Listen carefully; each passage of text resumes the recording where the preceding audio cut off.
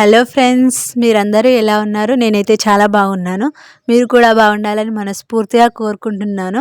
Welcome to our channel Anu Reddy lifestyle. నేను కొత్తగా YouTube channel start చేశాను. ఇదే నా మొదటి వీడియో చివరి వరకు చూడండి. వీడియో నచ్చితే లైక్ చేయండి, సపోర్ట్ చేయండి. వీడియో వచ్చేసి అయితే డైలీ రొటీన్ బ్లాగ్ ఉంటుంది. ఖచ్చితంగా వీడియోనైతే చూడండి. ఈరోజు మార్నింగ్ 6కి అయితే లేచాను. డైలీ ఒకే టైం అని ఏం లేదు. ఒక్కొక్కసారి 5, 5:30, 6, 6:30 అట్లా అవుతుంది. వాకిలి ఊడ్చి వాటర్ చల్లుతాను. అరే సగమే ఊడుస్తుంది ఆకిలి అని అనుకోకండి. అక్కడ సైడ్ అయితే అక్క ఉంటుంది, అక్క ఊడ్చుకుంటుంది. ఈ తర్వాత వాటర్ చల్లుతాను. వాటర్ చల్లాలి అంటే ఒక్కొక్కసారి పైప్తో పడతాను జల్దీ లేస్తే, లేకపోతే ఇలా చల్లడమే తప్పదు. ఇక ఎందుకంటే ఒక్కొక్కసారి నల్లలు వస్తాయి. లేట్ అయితే 6 అయితే ఖచ్చితంగా నల్లలు వస్తాయి. నల్లలు వస్తే వాళ్ళందరూ మోటార్లు పెడతారు కాబట్టి ఖచ్చితంగా కరెంట్ తక్కువ ఉంటుంది. కరెంట్ తక్కువ ఉంటే వాటర్ పోయేది బోర్ అయితే.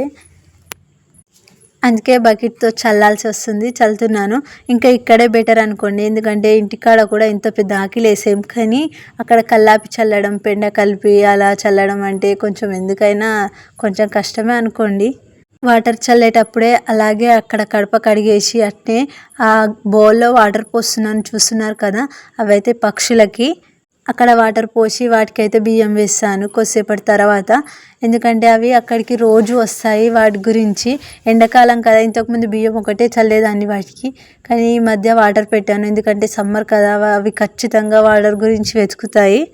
పాపం మూగజీవులు కదా, వాటి ఆకలి అవి ఎలాగో చెప్పలేవు. అక్కడ ఇక్కడ తిరుగుతూ ఏమైనా దొరుకుతాయేమో అని చూస్తుంటాయి. నా మ్యారేజ్ అయ్యి ఇక్కడికి వచ్చినప్పటి నుంచి నేను అలా, అంటే నేను మా ఇంటికాడ ఉన్నప్పుడు కూడా ఇలాగే ఊకే చల్లేదాన్ని. మమ్మీ అలా ఇలా అన్నా కానీ ఇక్కడికి వచ్చినాక వీళ్ళు కూడా అదే మాట అన్నారు. కానీ పట్టించుకోకుండా వాటికైతే ఎక్కడున్నా వాటికైతే చల్లేదాన్ని బియ్యము.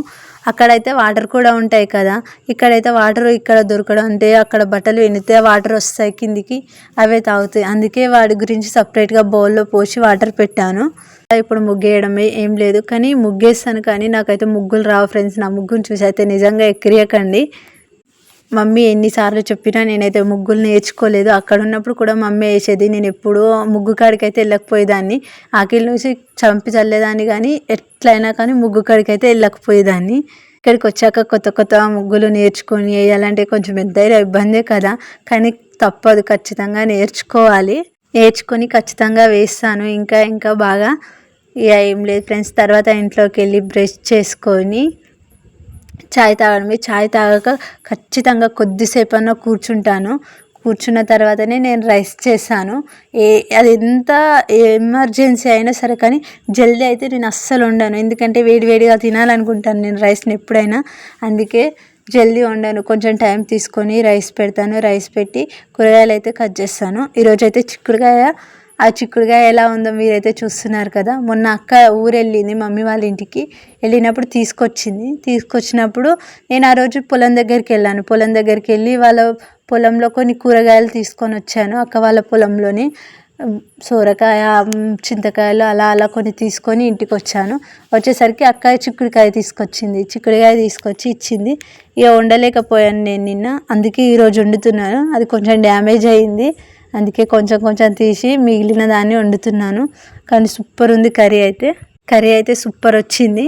ఇదే నా ఈ రోజటి వ్లాగ్ అయితే. ఓకే, ఉంటాను ఫ్రెండ్స్, బాయ్.